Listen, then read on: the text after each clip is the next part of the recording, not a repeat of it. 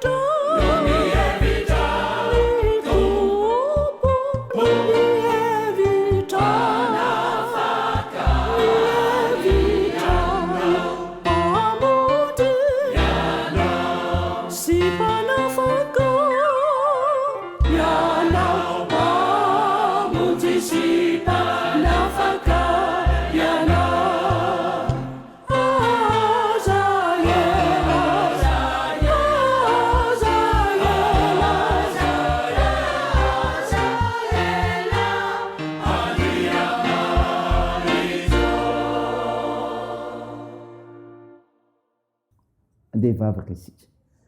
Ry Jesosy tomponay io, misaotranao zay fa miandry fiainanay ianao, fa velona trapa-mijery zay ankehitriny.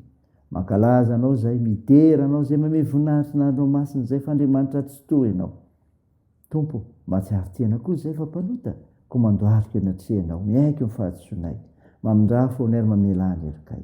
Fa namasino, midira ty anatinay amin'ny fianona ny teninao mantarinay tokony ataonay. Aminaran'i Jesosy Kristy Tompo, manaovanay izany mivavaka izany. Amen. Ny mofinainao antsika amin'ny teny ity ravina malala dia hitanao amin'ny boky ny Asan'ny Apôstôly. Asan'ny Apôstôly toko 9, manomboky ny 9 fa 20 hatramin'ny 100. Mivaky toy izao aminaran'i Jesosy. Ary nisy anjelin'ny tompo nilaza tamin'ny Filipo ka nanao hoe, mitsangana ka mandehana mianatsiny ho any amin'ny lalan'ny midina avy any a Jerosalema makany Gaza. Dia efitra zany. Dia nitsangana izy ka lasa nandeha. Ary indro nisy lehilahy Etiopiana tandapany Kadasy, mpanjaka vaviny Etiopiana, sady mpitahiry ny hareny rehetra, ary tonga tany Jerosalema izy mba hivavaka. Dia nody izy ka mipetraka tao anaty kalesiny ary namaky teny tao amin'ny Isaia mpaminany. Dia hoy mifanahy tamin'ny Filipo, andeha manatona ka makanesa amin'io kalesy io. Ary Filipo niazakazaka nakeo aminy, dia nandray azy mamaky teny tao amin'ny Isaia mpaminany, ka niteny taminy hoe, moa fantatrao va izay vakinao? Fa hoy izy, ataoko ahoana ny fahay raha tsy misy mampianatra? Ary izy nangataka ny Filipo hiakatra sy hipetraka eo aminy.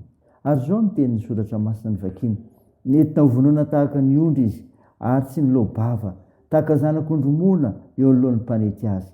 Ny fietretena nanaovany azy resy lahatra, ary izy no alaza ny amin'ny niara-belona taminy, fa ny ainy esorina tamin'ny tany. Ary ilay tandapa namaly an'i Filipo ka nanao hoe, masiny ianao, izy moa lazainy mpaminany amin'izany, ny tena ny vasa olo-kafa. Ary Filipo lobava dia nanomboka teo amin'izany soratra masina zany nitory an'i Jesosy taminy.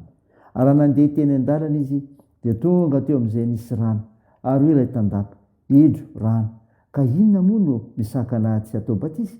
Dia nasainy mijanona ny kalesy. Ary izy roa dia Filipo sy ilay tandapa, midina eo amin'ny rano dia natao batisy izy. Ary efa niakatra avy tao amin'ny rano izy roa dia nentiny fanahin'ny tompo Filipo, ka tsy hita ilay tandapa intsony, fa nandeha tamin'ny alehany izy sady ny faly. Fa Filipo hita tany Azota, dia nitoro ny filazantsara tany amin'ny tanàna rehetra izay nalehany ambara-pahatonga ny tany Kaisarea. Amen. Ray masino, manamasinana amin'ny fahamarinana, ny teninao ny fahamarinana. Amen.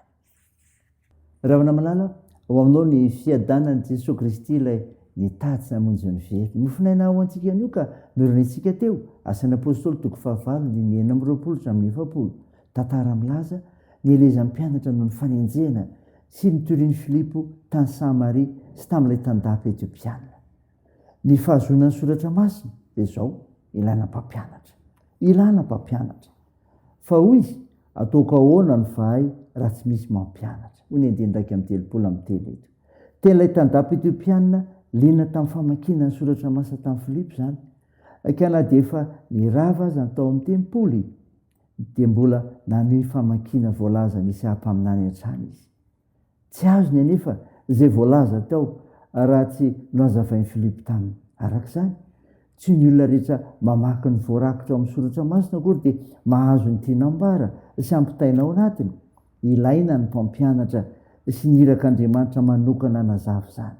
Ny fiheveran-tena ho tsy mila mpampianatra amin'ny famoahakevitry ny soratra masina dia mitarika ho amin'ny fiviliam-pinoana, ka mila mitandrina isika rehefa. Ny fahazonan'ny soratra masina dia izao koa, mitarika amin'ny fanoran-tena, izany koa ny hita eto ry havana. Dia nasainy mijanona ny kalesy, ary izy roa dia Filipo sy ilay tandapa midina eo amin'ny rano dia nataony batisy izy. Ny 9:30.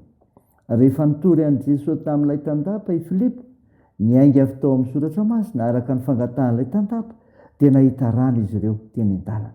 Nohon'ny fahavonony atao batisy ilay tandapa, ka dia natao batisy.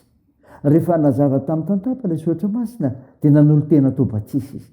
Arak'izany, tsy maintsy hialoava ny fanazavana ny soratra masina, fandraisana ny sakramety amin'ny batisa, izay mariky ny fanoran-tena. Ary ny olona efa nandre ny filazantsara, ka mino manolo tena andray sakrameta. Saina izany ry havana. teo an'Andriamanitra ery ny voninahitra. Amen. Ivavaka isika. Tompo, misaotra ny mofonaina nomenao izay namantatra fa ny fahazoana ny soratra masina dia ilaina mpampianatra aka mitarika amin'ny fanoratena.